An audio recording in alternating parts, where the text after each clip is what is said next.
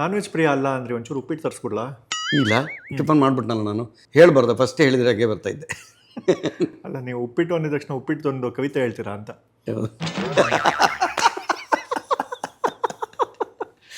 ನಮ್ಗೆ ಉಪ್ಪಿಟ್ಟು ನೋಡಿದಾಗೆಲ್ಲ ಉಪ್ಪಿಟ್ಟು ನೆನಪೇ ಆಗಲ್ಲ, ಉಪ್ಪಿಟ್ಟು ಮಾಡಿದವರು ನೆನಪಾಗಲ್ಲ. ಅಯ್ಯೋ ಸಾರ್, ಕೆಲವರು ಉಪ್ಪಿಟ್ಟು ನಿಮ್ಮಿಂದ ಉಪ್ಪಿಟ್ಟು ತಿನ್ನೋದೇ ಬಿಟ್ಬಿಟ್ಟೆ ನಾನು ಅಂತಾರೆ. ಒಂದ್ಸಲಿ ಬಂದ್ಬಿಡ್ಲಿ ಸರ್ ಅದು.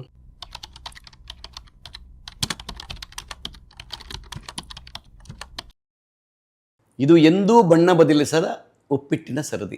ಇದು ಎಂದೂ ಬಣ್ಣ ಬದಲಿಸದ ಉಪ್ಪಿಟ್ಟಿನ ಸರದಿ.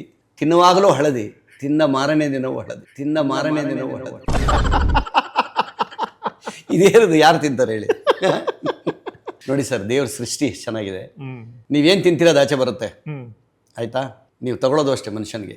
ನೀವೇನು ಒಳ್ಳೇದು ತಗೊಂಡ್ರೆ ಒಳ್ಳೇದೇ ಆಚೆ ಬರೋದು. ನಾವು ಸುಮ್ಮನೆ ತಮಾಷೆಗೆ ಹೇಳಿದ್ದದು, ಆದರೂ ಇದು ನಿಜ. ನೀವೇನು ಗ್ರಹಿಸ್ಕೋತೀರಿ ಅದನ್ನು ಮಾತ್ರ ಹೇಳಕ್ಕೆ ಸಾಧ್ಯ ನೀವು. ಹೌದು, ಇಲ್ಲಾಂದ್ರೆ ಬೇರೆ ಬೇರೆ ಮಾತಾಡ್ಬಿಡ್ತಾರೆ. ಉಪ್ಪಿಟ್ಟು ಬೇಡ ಅಲ್ಲ, ಬೇಡ ಅನ್ಸುತ್ತೆ. ಬೇರೆ ಕೇಸರಿ ಬರ್ತಿದ್ಯಾ? ತಿನ್ನುವಾಗಲೂ ಕೇಸರಿ? ಇಲ್ಲ ಇಲ್ಲ,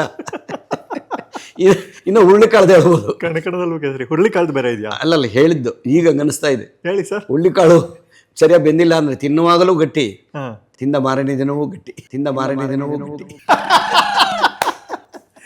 ಜೀರ್ಣನೇ ಆಗಲ್ಲ, ಹಾಗಾಗಿ ಬಂದ್ಬಿಡುತ್ತೆ. ಇನ್ನೊಂದಿದೆ ಸರ್, ಬೀಟ್ರೂಟು. ಅದು ಅಷ್ಟೇ.